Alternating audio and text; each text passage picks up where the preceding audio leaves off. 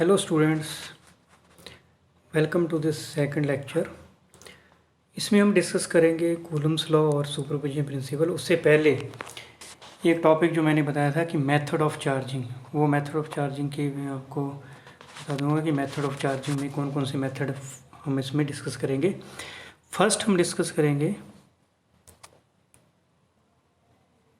Rubbing method, rubbing और friction. तो आपको नाम से ही आइडिया हो गया होगा रबिंग और फ्रिक्शन ये क्या है मेथड। इसमें क्या है कि टू बॉडीज़ को रब किया जाता है। एक बॉडी को दूसरी बॉडी से रब करेंगे तो चार्ज जो है वो ट्रांसफ़र हो जाएगा। कैसे, ये देखो यहाँ पर हमारे पास कोई एक सपोज करो ये बॉडी है, इस बॉडी को हमने इस बॉडी से सेकंड बॉडी से रब किया। अच्छा, जब हम इसको रब करेंगे तो चार्ज जो है वो फ्लो कर जाएगा, मीन एक बॉडी से दूसरी बॉडी के ऊपर चार्ज चला जाएगा। अब चार्ज किस बॉडी से किस बॉडी पर जाएगा ये डिपेंड करेगा कि वर्क फंक्शन पर। अब आपको लग रहा होगा कि वर्क फंक्शन ये कोई नई चीज़ आ गई। वर्क फंक्शन क्या होता है कि minimum energy required to eject the electron. जो मिनिमम एनर्जी इलेक्ट्रॉन को इजेक्ट करने के लिए चाहिए वही वर्क फंक्शन होता है। अब आप इसकी मैं एग्जांपल आपको बताता हूँ कि अगर आप दोनों हैंड्स को रब करते हो, दोनों अपने हैंड्स को अगर आप रब करते हो तो हैंड जो है वो आप देखते हो कि वो उनमें हीट वो गर्म हो जाते हैं। उसी तरह से अगर हम दो बॉडी को रब करेंगे, दो बॉडी को रब करेंगे तो उसमें जिसमें वर्क फंक्शन कम होगा, वर्क फंक्शन मीन कम एनर्जी चाहिए होगी इलेक्ट्रॉन को रिमूव करने के लिए, तो उससे इलेक्ट्रॉन जो है वो बाहर निकल जाएगा और जिसका वर्क फंक्शन हाई होगा उसके ऊपर इलेक्ट्रॉन चला जाएगा। मतलब कि जैसे ये बॉडी थी, मैंने आपको बना के बताई, यहाँ पर एक बॉडी ये थी, दूसरी बॉडी ये थी, इसको रब किया। रब करने के बाद इसका वर्क फंक्शन कम है, इसका जो वर्क फंक्शन है वो कम है। Work function mean minimum energy required to eject the electron. इसको जब रब करेंगे तो इसके जो फर्स्ट बॉडी है, ये फर्स्ट बॉडी है, फर्स्ट बॉडी सेकंड बॉडी, और फर्स्ट बॉडी का वर्क फंक्शन कम है, इसको जो एनर्जी चाहिए कम चाहिए। जैसे हमने हैंड्स को रब किया तो हीट एनर्जी आ गई, उसी तरह से इसको जब रब करेंगे तो इसका वर्क फंक्शन, फर्स्ट बॉडी का वर्क फंक्शन कम है तो ये अपना इलेक्ट्रॉन लूज़ कर देगा। और जो सेकंड बॉडी है इसका वर्क फंक्शन हाई है, इसके लिए हाई एनर्जी चाहिए, तो इलेक्ट्रॉन को रिमूव करने के लिए तो होगा क्या कि इलेक्ट्रॉन जो है फर्स्ट बॉडी से दूसरी बॉडी पर चला जाएगा। तो ये मेथड है फ्रिक्शन मेथड का। फ्रिक्शन मेथड में क्या होता है कि एक बॉडी को दूसरी बॉडी से रब किया, चार्ज जो है वो फ्लो करके वन बॉडी से अनदर बॉडी में चला जाएगा, चार्ज फ्लो कर जाएगा एक बॉडी से दूसरी बॉडी के ऊपर। जो ये तो था हमारे पास फ्रिक्शनल मेथड भी इसको बोलते हैं, और इसको हम ये भी बोल देते हैं कि ये रबिंग मेथड है। तो सेकंड मेथड जो है वो होता है चार्जिंग बाय इंडक्शन। ये इम्पोर्टेंट है, चार्जिंग बाय इंडक्शन मेथड। अब चार्जिंग बाय इंडक्शन मेथड क्या है वो एक बार सुनो ध्यान से। इंडक्शन का मतलब होता है विदाउट टच, विदाउट टच। जब हम एक बॉडी को दूसरी बॉडी से रब करते हैं वो तो आपके पास रबिंग मेथड आ गया, उसमें दोनों बॉडी को आपको पता ही है कि टच करवाया गया। लेकिन इसमें होता है कि बॉडी को टच नहीं करवाया जाता। अब देखो किस तरह से होता है, जैसा आपको आपकी जो NCERT है उसमें भी दिया हुआ है ये एग्जांपल। हमने क्या करा कि कोई भी हमारे पास ये चार्ज बॉडी ले ली हमने, सपोज करो इसके ऊपर नेगेटिव चार्ज है। अब नेगेटिव चार्ज इसके ऊपर मान लो फ्रिक्शनल मेथड से आया, रबिंग मेथड से आया, चार्ज इसके ऊपर आ गया। फिर हम क्या करेंगे, एक कंडक्टिंग बॉडी को यहाँ रख देंगे, कंडक्टिंग बॉडी है। इस कंडक्टिंग बॉडी का जो स्टैंड होगा वो इंसुलेटिंग स्टैंड होगा, ये याद रखना, इंसुलेटिंग स्टैंड होगा। अब इस बॉडी में ये जो हमारे पास अनचार्ज बॉडी है इसमें नेट चार्ज जो है वो ज़ीरो है। जितने नंबर ऑफ पॉजिटिव चार्ज है उतने ही नंबर ऑफ नेगेटिव चार्ज है। नेट चार्ज जीरो का मतलब यही है, बताया हुआ मैंने आपको। अच्छा, अब क्या होगा, अब इसमें चार्जेस जो है वो रेंडमली है। सपोज करो यहाँ कोई चार्ज है, यहाँ कोई चार्ज है, इस बॉडी के साथ ऊपर positive negative charge equal amount में है। अब जब चार्ज इक्वल अमाउंट में होंगे तो नेट चार्ज ज़ीरो होगा। नेट चार्ज जीरो है तो जैसे ही हम इस नेगेटिवली चार्ज बॉडी को, suppose this is negatively charge body, इस नेगेटिवली चार्ज बॉडी को इस कंडक्टिंग स्फीयर स्फेरिकल, ये भी स्फीयर मीन कंडक्टिंग बॉडी है, इसका स्टैंड जो है वो इंसुलेटिंग स्टैंड है। अब इसके पास लेके आएंगे तो नेगेटिव चार्ज जो है वो पॉजिटिव चार्ज को अपनी ओर अट्रैक्ट करेगा, ये प्रॉपर्टी है चार्ज। तो यहाँ पर इस साइड में पॉजिटिव चार्ज आ जाएगा और नेगेटिव चार्ज जो है नेगेटिव और पहले करेगा तो नेगेटिव साइड चार्ज जो है वो इस तरफ आ जाएगा। अब ये जो चार्ज है, ये चार्ज जो यहाँ पर है, ये चार्ज है बाउंड चार्ज, बंधे हुए हैं एक तरह के। ये चार्ज, इन चार्ज को हम फ्री चार्ज बोल सकते हैं। तो ये तो फर्स्ट प्रोसेस हो गया। अब सेकंड इसमें क्या करेंगे हम, इस बॉडी को, ये जो सेकंड बॉडी है इसको अर्थ कर देंगे। इसको हमने अर्थ कर दिया। अर्थ करने पर क्या होगा कि ये जो चार्ज है, नेगेटिव चार्ज है इस तरफ, वो अर्थ की तरफ फ्लो कर जाएंगे, अर्थ में चले जाएंगे। अब अर्थ में चले गए, उसके बाद इसके ऊपर ये जो सेकंड बॉडी है सिर्फ पॉजिटिव चार्ज बचेगा। तो सिचुएशन कैसी होगी, डायग्राम कैसी होगी इस केस में, ये तो नेगेटिवली चार्ज बॉडी है पहले वाली, और दूसरी बॉडी जो हमने यहाँ पर रखी थी, यहाँ पर just like this stand, insulating stand है। इंसुलेटर आपको बताया हुआ क्या होते हैं। तो पॉजिटिव चार्ज जो यहाँ पर है, ये तो सेकंड मेथड हो गया, सेकंड स्टेप हो गया, सॉरी सेकंड स्टेप है। थर्ड स्टेप में हम क्या करेंगे, इस ये जो बॉडी थी हमारे पास, इस बॉडी को हम सेपरेट कर देंगे, फर्स्ट बॉडी को सेपरेट कर देंगे। तो फिर डायग्राम कैसी बनेगी हमारे पास, एक ही बॉडी जो हमारे पास ये रह गई।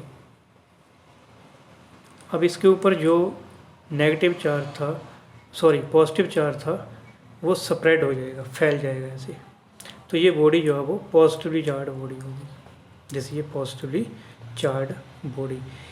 इन दिस वे, इसी मेथड से हम जो है नेगेटिवली चार्ज बॉडी भी बना सकते हैं। तो ये था method charging by induction method.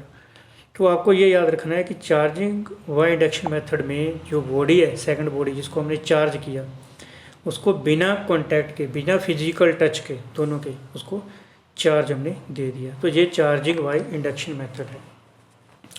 I hope ये क्लियर हो गया होगा आपको। तो मेथड चार्जिंग के जो है उसमें से चार्जिंग बाय इंडक्शन को आपको थोड़ा बिल्कुल सीरियसली पढ़ लेना है। अब एक मेथड होता है चार्जिंग बाय कंडक्शन मेथड।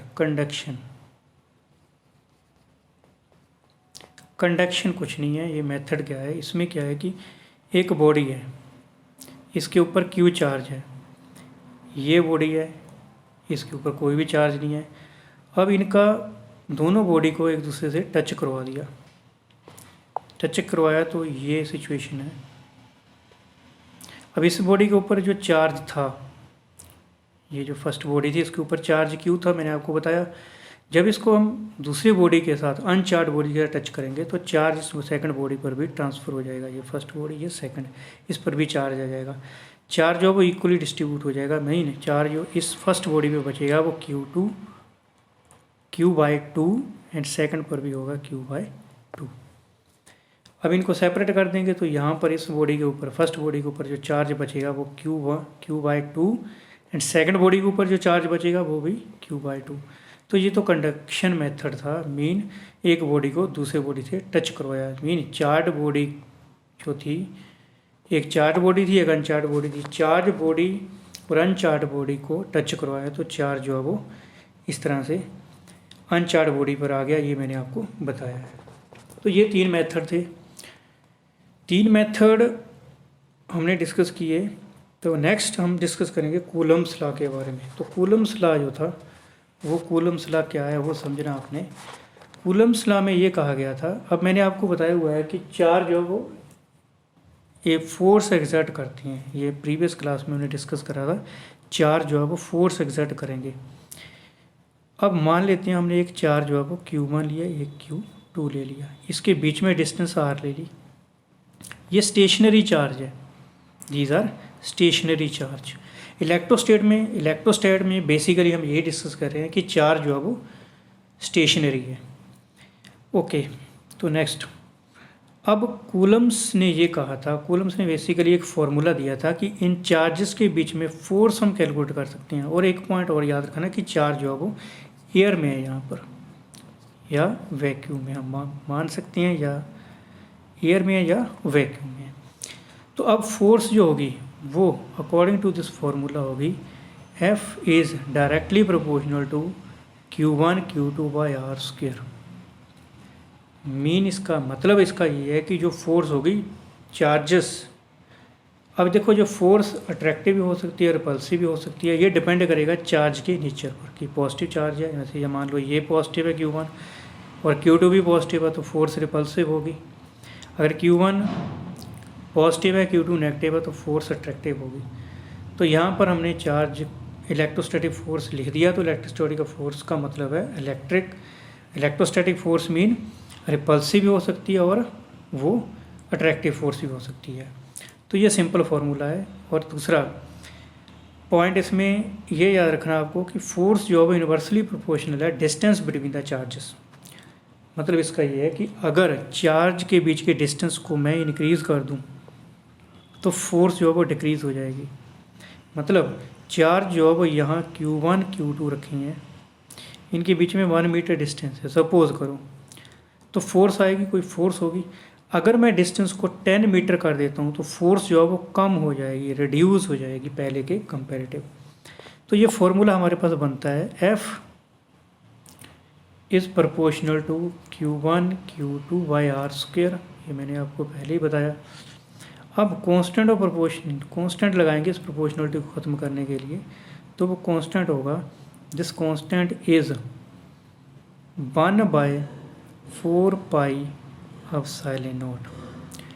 अब एप्सिलॉन नॉट आपके लिए नई चीज़ आ गई यहाँ पर। ओके, इसके बारे में भी चर्चा करेंगे, सारे पॉइंट जो है वो डिस्कस करेंगे। एप्सिलॉन नॉट क्या है? एप्सिलॉन नॉट ये permittivity of the medium. Permittivity क्या है? परमिटिविटी का मतलब होता है कि चार्जेस जो हैं, चार्ज जो है जैसे मान लो कि चार्जेस वो एयर में है या वैक्यूम में रखे हैं।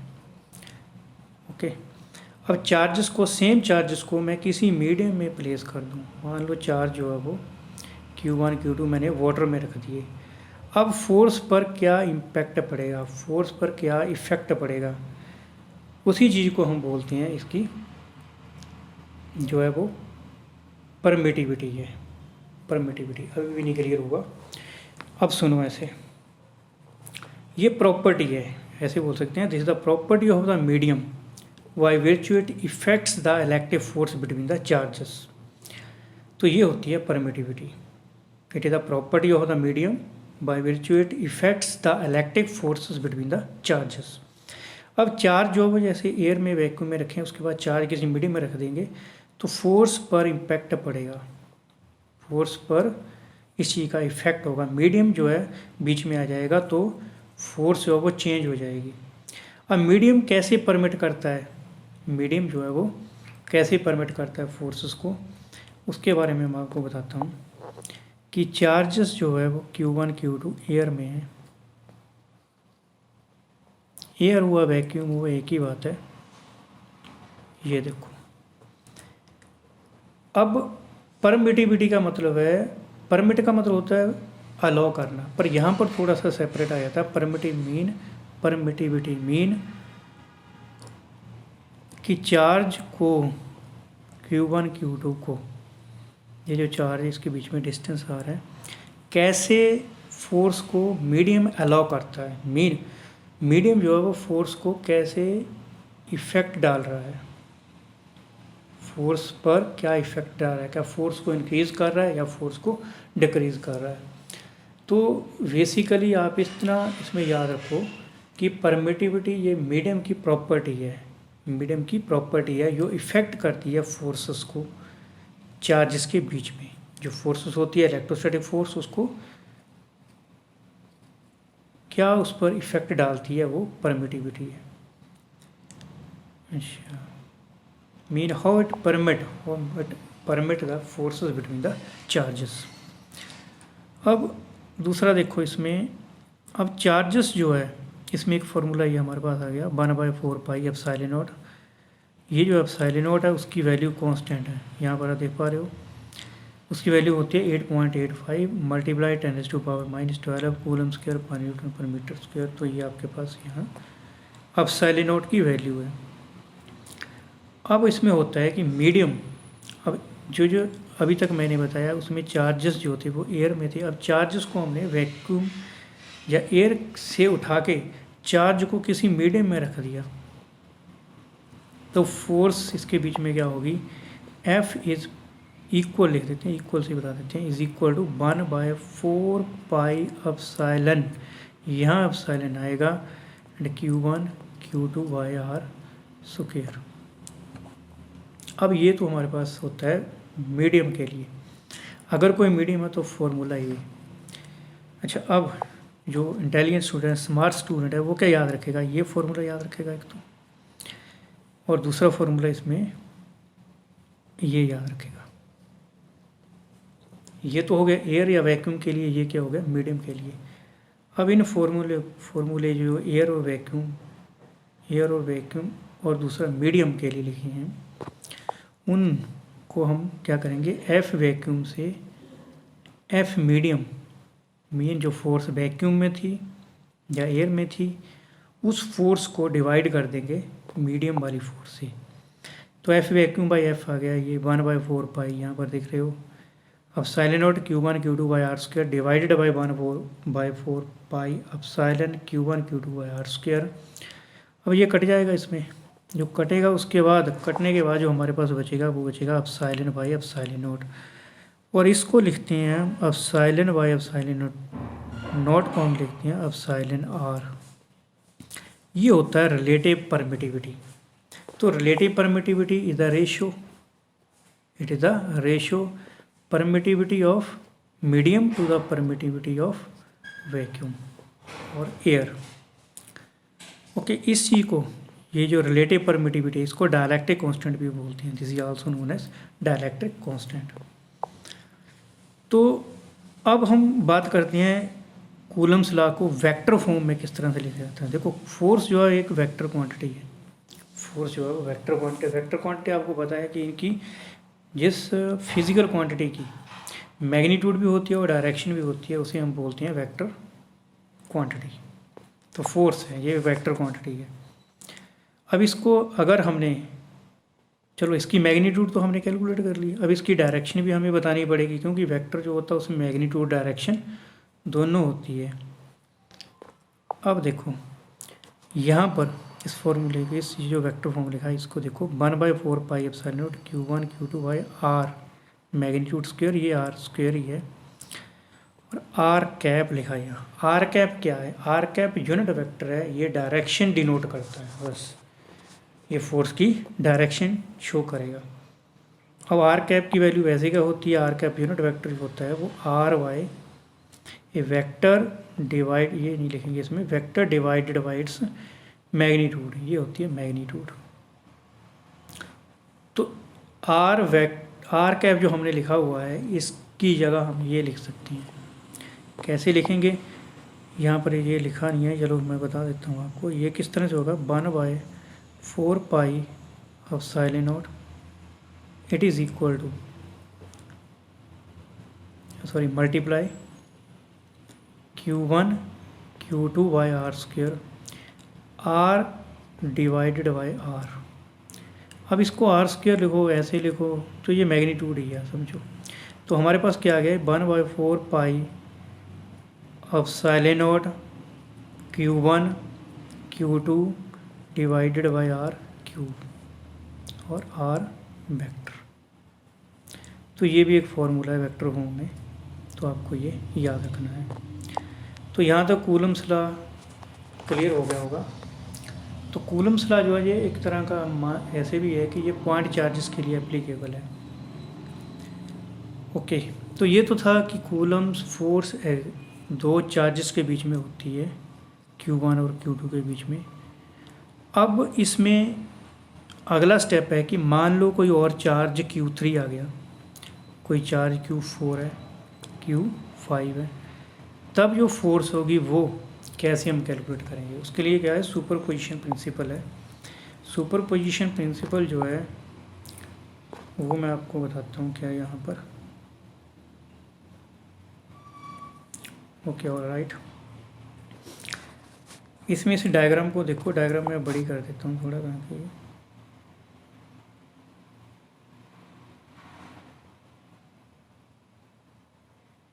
All right.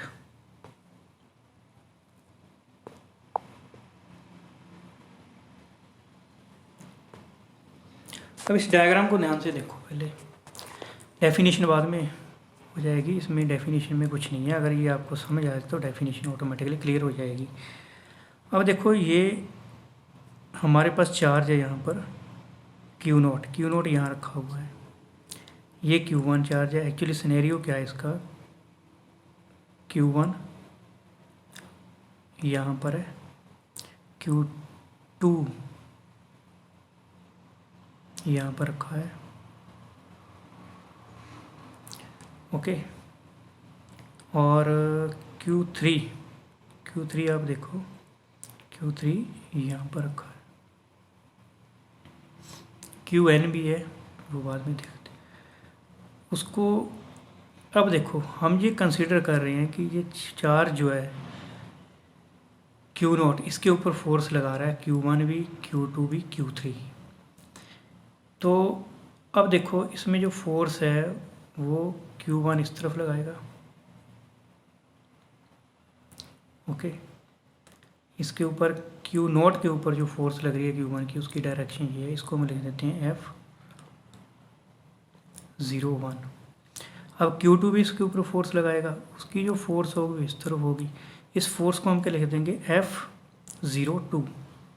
और Q3 भी फोर्स लगाएगा, ये फोर्स इस तरह से होगी, इसको लिख दिया F03। ये है पिक्चर हमारी। अब देखो Q1 ने फोर्स लगाई Q0 के ऊपर, ये Q0 एक्चुअली यहाँ पर है, ये थी फोर्स F01। ये फोर्स F01 की वैल्यू क्या आएगी, F01 is equal to, F01 का मतलब होता है force on charge Q0 due to charge Q1। जो चीज़ साथ में लगा हुआ है यहाँ, इसके ऊपर फोर्स लगती है, जैसे ये लिख दिया 01, ये 0 ने एक्चुअली नॉट है Q0, तो इसको क्या बोले कि force on Q0 due to Q1। तो ये हमारे पास फोर्स क्या आ जाएगी, F01 is equal to 1/4 pi epsilon naught, okay. Q0 हमारे पास आ गई Q0 Q1, या इसको ले दो Q1 Q0 divided by distance, इसके बीच में डिस्टेंस यहाँ पर क्या है R01, इसका स्क्वायर हो जाएगा, ये फोर्स आ गई। उसी तरह से F02 फोर्स क्या आ जाएगी, ये फोर्स होगी 1/4 pi epsilon naught as it is Q0 divided by, इसके बीच में डिस्टेंस देखो क्या है, ये डिस्टेंस है, distance is R02 whole square. तो इसी तरह से Q3 की वैल्यू लिख ली और इनको सबको ऐड कर दिया, वेक्टर सम ले लिया इनका, मीन इनको ऐड कर दिया सारी फोर्सेस को। अब डेफिनेशन आपको क्लियर हो जाएगी जल्दी। डेफिनेशन ये बोलती है कि जो फोर्स एक्सपीरियंस होगी गिवन चार्ज पर, जैसे हमने Q0 चार्ज को कंसीडर किया कि इसके ऊपर फोर्स लग रही है, तो इस चार्ज के ऊपर जो फोर्स लगेगी, ओके, वो वेक्टर सम होगा forces exerted by the individual charges. Mean इस पर Q0 पर जो फोर्स लगेगी वो Q1 भी लगाएगा, Q2 भी लगाएगा और Q3 भी फोर्स लगाएगा। तो ये फोर्स थी F01, ये फोर्स थी F02 और ये फोर्स थी F03। इनको ऐड कर देंगे हम सिंपली। उसी तरह से ये कॉमन आता है 1/4 पाई एप्सिलॉन नॉट कॉमन, और बीच में जो वैल्यू बची वो यहाँ पर लिख दी। यहाँ पर आप देख रहे होंगे कि R01 क्यूब है। क्यूब कैसे है, मैंने पहले ही आपको बता दिया था, जो क्यूब है वो नीचे आ जाता है अगर हम यूनिट वेक्टर लिख रहे हैं। यहाँ थोड़ा सा आप इसको ठीक कर लिए, ये वेक्टर में शो कर देना इसको, ओके। खैर इतना आपको पता चल गया। अब आपको ये R01 की वैल्यू देखनी है कि R01 क्या है, R01 क्या है। R01 देखो यहाँ डायग्राम में मैं बताता हूँ आपको। ये था हमारे पास Q0, ये था इस तरह से मैं इसको लिख देता हूँ Q1 Q0 Q0। अब ये जो इसके पोजीशन वेक्टर है यहाँ से, अब ये जो डिस्टेंस थी, ये डिस्टेंस थी R1, यहाँ पर आप देख पा रहे हो R1, और यहाँ से डिस्टेंस थी R2, ये थी R2, और इस पॉइंट तक Q0 तक डिस्टेंस जो थी वो थी R0, वो डिस्टेंस थी R0। चलो आप सिंपल वे में देखो, ऐसे मैं इसको बताता हूँ कैसे लिखना है इसका यूनिट वेक्टर, वो मैं आपको बता देता हूँ, क्योंकि इस डायग्राम में थोड़ा सा चार्जेस काफ़ी इन्होंने मर्ज किए हुए हैं तो थोड़ा आपको कन्फ्यूज़न हो सकता है। सिंपल देखो, सिंपल वे में ये देखो, इसको मैं लिख रहा हूँ Q, फर्स्ट वाला मैं आपको एग्जांपल बता देता हूँ, F01 फोर्स वाली एग्जांपल यहाँ पर कैसे बनाए वो बता देता हूँ आपको। दूसरा भी इसी तरह से होगा, मीन F02 भी इसी तरह से होगी फोर्स। ये देखो, ये यहाँ पर मैंने चार्ज कंसीडर कर लिया Q0, ये चार्ज है Q1, यहाँ डिस्टेंस है R0 और यहाँ डिस्टेंस है R1। ओके, अब अगर मैं इस पॉइंट को ऐसे मिला देता हूँ, यहाँ मिला दिया मैंने।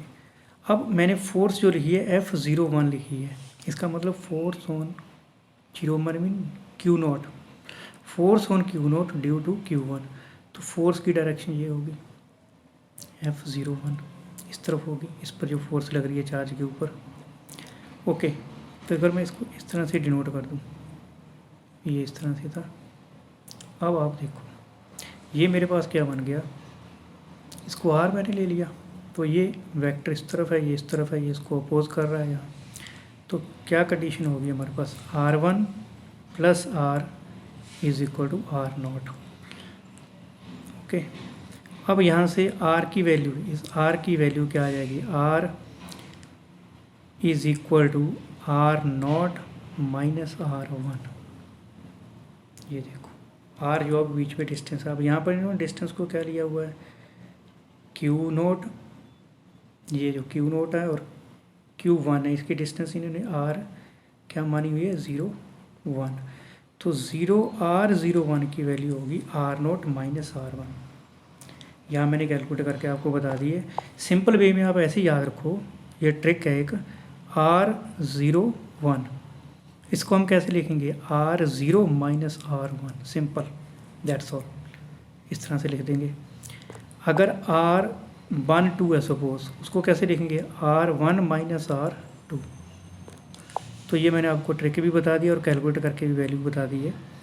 अब ये वैल्यू यहाँ पुट कर दी, तो आपके पास जो है वो R0 की वैल्यू R0 माइनस R1, और ये हमारे पास वैल्यू आ गई, इसकी वैल्यू पुट करेंगे यहाँ पर।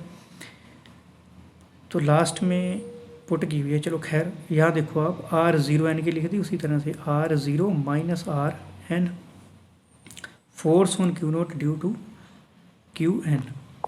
अब ये वैल्यू आ गई। अब सबको यहाँ पर ये हमने ऐड किया हुआ है, तो यहाँ पर समीशन लगा देंगे, summation mean sum of all these, ये क्या हो जाएगा, R is equal to 1 to n। उसके बाद Q0 भी आगे कॉमन आ गया, तो हमारे पास Qi divided by R0 i cube into R0 i vector. अब यहाँ पर लास्ट में उन्होंने वैल्यू पुट कर दी, यहाँ पर वैल्यू पुट की, R0 i की वैल्यू होगी R0 और R0 एक ही चीज़ है, R0 माइनस RI क्यूब, और साथ में ये वेक्टर आ गया। तो इस तरह से ये सुपरपोजिशन प्रिंसिपल मैंने एक्सप्लेन किया। तो इसमें आपको ये चीज़ याद रखनी है, सुपरपोजिशन प्रिंसिपल क्या था कि अगर चार्जेस मोर देन 2, अब कूलम ने तो सिंपल बोल दिया कि दो चार्जेस के बीच में फोर्स होगी, अगर चार्ज ज़्यादा हो उसको एक्सप्लेन किया, ये सुपरपोजिशन प्रिंसिपल में एक्सप्लेन किया गया। तो फोर्स जो होगी, जिस चार्ज पर हम फोर्स देख रहे हैं, सब चार्जेस की फोर्स उसके ऊपर ही एग्जर्ट होगी। Q1 Q2 Q3, तो ये भी फोर्स, ये भी फोर्स, इसका सम और ये ले लेंगे। अब क्वेश्चन अराइज होता है कि Q, अगर हम ये ले लें कि Q0 तो ऐसे था, अगर यहाँ Q1 है, जहाँ Q2 है, Q3 है, अगर मुझे फोर्स कैलकुलेट करनी है Q1 पर, तो मैं कैसे कैलकुलेट करूँगा? देखो Q0 पर कैलकुलेट की, Q1 पर कैसे कैलकुलेट करेंगे? अब Q1 पर Q0 भी फोर्स लगाएगा, ये फोर्स ले लेंगे, ओके, और Q1 पर Q2 भी फोर्स लगाएगा, इस फोर्स को लिख देंगे, और ये फोर्स लिख देंगे। तो किसी भी एक चार्ज पर जो फोर्स लगेगी वो बाकी सब चार्जेस की जो फोर्स है उसको हम लिख लेंगे और वो ऐड कर देंगे। तो ये तो था सुपरपोजिशन प्रिंसिपल। आई होप आपको सुपरपोजिशन प्रिंसिपल क्लियर हो गया होगा। देन अगला टॉपिक देखते हैं हम। अगला टॉपिक जो हमारा है वो है charge distribution. Charge distribution, charge distribution मैं यहाँ पर एक्सप्लेन करूँगा चार्ज डिस्ट्रीब्यूशन किस तरह से है। पहले तो चार्ज डिस्ट्रीब्यूशन को समझो है क्या चार्ज डिस्ट्रीब्यूशन। देखो चार्ज डिस्ट्रीब्यूशन क्या है। अब जो कूलम्स था, कूलम्स ने जो लॉ दिया था इनफैक्ट, उसमें ये कहा था कि चार्ज जो वो Q1 Q2 है और पॉइंट चार्जेस है, पॉइंट चार्जेस है ये, ओके। तो अगर थोड़ा सिस्टम चेंज हो जाए, चेंज कैसे हो जाए कि चार्ज जो है वो एक पूरी लाइन के ऊपर है, कि पूरी वायर के ऊपर ऐसे चार्ज है, तो फोर्स कैसे हम कैलकुलेट करेंगे? उसके लिए यहाँ पर कॉन्सेप्ट यूज होगा चार्ज डेंसिटी का, चार्ज डेंसिटी। अब जो लीनियर चार्ज डेंसिटी है उसको लैम्बडा से डिनोट करते हैं हम, लैम्बडा से। तो लैम्बडा हमारे पास होता है, lambda is equal to density charge per unit length. ये आपको फॉर्मूला याद रखना पड़ेगा। डेंसिटी क्या होती है? Charge per unit length, okay. अब यहाँ पर क्या है,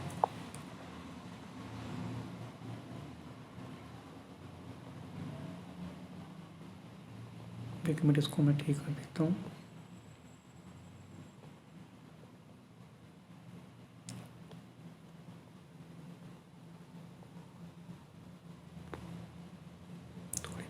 थोड़ा साइज इसका छोटा हो जाएगा, चलो कोई बात नहीं। अब देखो इसको ध्यान से। अब देखो इसमें कोई चार्ज Q0 लिख दिया यहाँ पर, मतलब Q0 चार्ज रखा हुआ है यहाँ पर, जो डिस्टेंस R है। ये जो पॉजिटिवली चार्ज यहाँ पर जो लाइन थी, जो ये ऐसे मान लो कि हमारे पास कोई वायर है, कोई उसके ऊपर चार्ज है, कोई लाइन के ऊपर चार्ज है ऐसे। अब इस चार्ज की वजह से इस Q0 पर मुझे फोर्स कैलकुलेट करनी है। अब फोर्स मैं कैसे कैलकुलेट करूँगा वो देखो।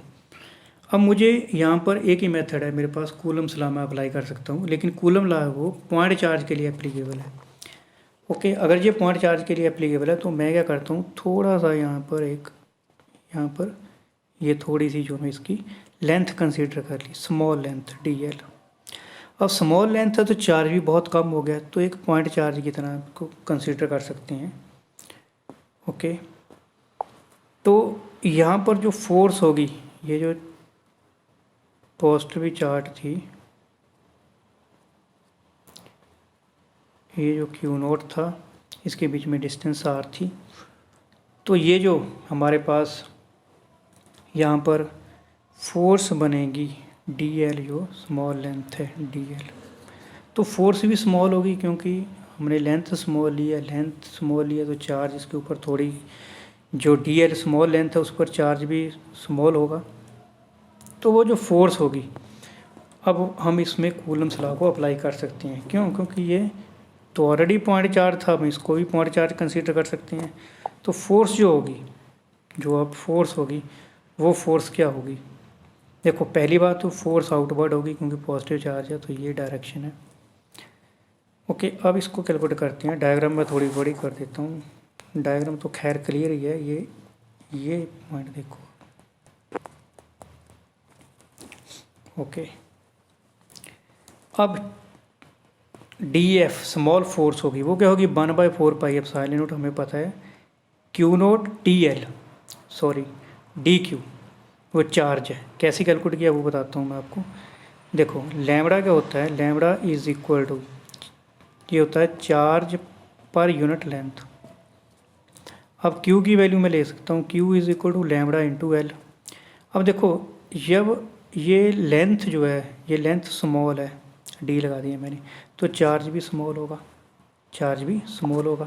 मीन डी एल लेंथ अगर है तो चार्ज जो होगा वो क्या होगा, स्मॉल होगा। मैंने आपको बताया लैम्बडा इंटू डी क्यू है। इसको ऐसे मत समझो, आप ऐसे समझो। देखो लैम्बडा जो है वो क्या होगा, charge per unit length, that's all. मैंने इसको डायरेक्ट डी क्यू की फॉर्म में लिख दिया डायरेक्ट, ताकि आपको इजी पता चल जाए। डी क्यू क्या होगा, लैम्बडा इंटू डी एल। आप चाहो तो डायरेक्ट इस फॉर्मूले को लिख सकते हो, ये फॉर्मूला डायरेक्ट लिख सकते हो। क्यों लिख सकते हो, क्योंकि D F 1/4 pi epsilon not तो होगा, एक चार्ज जो यहाँ पर रखा हुआ है वो क्यू नॉट है, और ये जो चार्ज आया डी क्यू, ये आया lambda into D L, lambda into D L. तो यहाँ पर यही था लिखा हुआ। ओके, ये यूनिट वेक्टर आर जो है वो यूनिट वेक्टर डायरेक्शन शो कर रहा है, डायरेक्शन आपको बता दिया कि इस तरफ आउटवर्ड है। तो ये हमारे पास क्या आ गया, d f is equal to 1/4 pi epsilon naught q naught lambda D l r vector by are square. अब ये तो आ गई फोर्स, स्मॉल फोर्स। अब हमें टोटल फोर्स कैलकुलेट करनी है, मतलब जो स्मॉल फोर्स थी वो थी डी क्यू चार्ज की वजह से। अगर टोटल चार्ज की वजह से फोर्स कैलकुलेट करनी है तो इंटीग्रेट कर देते हैं हम इसको। ये आपको याद रखना है कि अगर हमारे पास स्मॉल अमाउंट ऑफ क्वांटिटी है और टोटल हमें चाहिए तो उसको हम क्या कर देते हैं, इंटीग्रेट कर देते हैं। इसको भी यहाँ पर इंटीग्रेट कर देंगे। ओके, तो इसको इंटीग्रेशन किया, ये इंटीग्रेशन यहाँ मैं लिख देता हूँ, f is equal to 1/4 pi epsilon naught integration, l लिखा है लेंथ के लिए, तो ये क्या आ गया हमारे पास, lambda D L divided by are square into are cap. तो आर स्क्वायर को मैं ऐसे ही लिखूँ, ये लिखूँ जो मॉड ही है, ये कोई फ़र्क नहीं पड़ेगा इसमें। तो ये तो हो गई हमारी लीनियर चार्ज डेंसिटी। अब आती है सरफेस चार्ज डेंसिटी। अगर कोई सरफेस है उसके ऊपर बहुत सारा पॉजिटिव चार्ज है, मुझे इस पॉइंट पर, कोई पॉइंट यहाँ पर है, इस पॉइंट पर मुझे जो है फोर्स कैलकुलेट करनी है। मतलब ऐसे समझो आप कि इन दोनों के बीच में फोर्स कैलकुलेट करनी है मुझे, इस सरफेस जो पॉजिटिवली चार्ज है और क्यू नोट के बीच में। इसकी डिस्टेंस जो है वो आर है, डिस्टेंस जो है वो आर है। अब देखो, अब फिर वही सेम पहले वाला प्रोसेस है, हमें स्मॉल एरिया लेना पड़ेगा, स्मॉल सरफेस एरिया लेना पड़ेगा। क्यों स्मॉल, क्योंकि जब स्मॉल लेंगे इसका सरफेस एरिया, या एरिया ऐसे मान लो कि स्मॉल एरिया ले लिया, तो चार्ज भी स्मॉल हो जाएगा, तो ये एक पॉइंट चार्ज की तरह बिहेव करेगा, ये भी पॉइंट चार्ज हो गया। ओके, तो कूलम्स लॉ हम अप्लाई कर सकते हैं यहाँ पर। सेम उसी तरह से है। अब इसमें जो सरफेस चार्ज डेंसिटी है उसको सिग्मा से डिनोट करते हैं। तो सरफेस चार्ज डेंसिटी क्या होगी, चार्ज डी क्यू बच गया by sigma is surface charge density charge per unit volume, ऐसे लेते हैं, charge per unit volume. Okay, अब इसमें जो सरफेस है वो हमने डी एस मान ली, छोटी सरफेस, सारी सरफेस एस थी तो स्मॉल, जैसे ये ना, ये सरफेस सारी एस है और ये जो थोड़ी सी मानी वो डी एस कंसिडर कर ली। अब फोर्स इसके बीच में आ जाएगी, यहाँ पर फोर्स क्या होगी, डायरेक्ट ही टोटल फोर्स क्यू नोट 1 ऐसे लिख सकते हैं इसको, 1/4 पाई एप्सिलॉन नॉट, ये होगा ही क्यू नोट चार्ज, और जो हमने सिग्मा की वैल्यू वो आ गया sigma, okay, d s charge की वैल्यू, यहाँ डी क्यू लिखना था, डी क्यू की वैल्यू क्या होगी, sigma d s divided by are square into are cap. और टोटल कैलकुलेट करनी है तो टोटल के लिए हम क्या करेंगे, इंटीग्रेट कर देंगे अलॉन्ग द सरफेस, इंटीग्रेशन में इस टर्म को बाहर ले लेंगे, तो ये हमारे पास बन जाएगा ये फॉर्मूला। उसी तरह से हमारे पास आता है volume charge distribution, volume charge distribution कैसे। अब इसमें ये मान लो हमने कोई क्यूब कंसीडर कर लिया, क्यूब, ओके, इसके ऊपर पॉजिटिव चार्ज है, इस पॉइंट पर हमने एक चार्ज क्यू नोट कंसीडर किया। अब इसके बीच की डिस्टेंस जो है वो फिर आर मान लेते हैं। अब देखो, अब हमें इस पर पॉजिटिव चार्ज है, सेम पहले वाला। अब डायरेक्ट तो हम इसमें अप्लाई नहीं कर सकते कूलम्स लॉ, क्यों नहीं अप्लाई कर सकते, क्योंकि पॉइंट चार्ज नहीं है ये। तो हम क्या करेंगे, इसमें छोटा सा इसका वॉल्यूम कंसीडर कर लेंगे, और वॉल्यूम में थोड़ा सा स्मॉल चार्ज होगा। अब ये चार्ज जो है, ठीक है, उसकी वैल्यू क्या आ जाएगी, रो इंटू डी वी। रो क्या है, वॉल्यूम चार्ज डिस्ट्रीब्यूशन में, जो वॉल्यूम चार्ज डिस्ट्रीब्यूशन में रो क्या है, ये वॉल्यूम डेंसिटी है, वॉल्यूम चार्ज डेंसिटी। ओके, इसकी वैल्यू यहाँ पर पुट की, सेम पहले वाला प्रोसेस है, इंटीग्रेशन कर देंगे और आपके पास ये फॉर्मूला बन जाएगा। ओके स्टूडेंट्स, सो ये तो था आज की क्लास के जो टॉपिक मैंने एक्सप्लेन किए। नेक्स्ट हम इलेक्ट्रिक फील्ड इंटेंसिटी और electric field due to a point charge ये कैलकुलेट करेंगे। तो thank you for watching this video. मिलते हैं नेक्स्ट वीडियो में। तब तक अगर वीडियो से कोई फ़ायदा हुआ तो प्लीज़ चैनल को सब्सक्राइब कर दीजिए और शेयर करिए। Thank you for watching this video.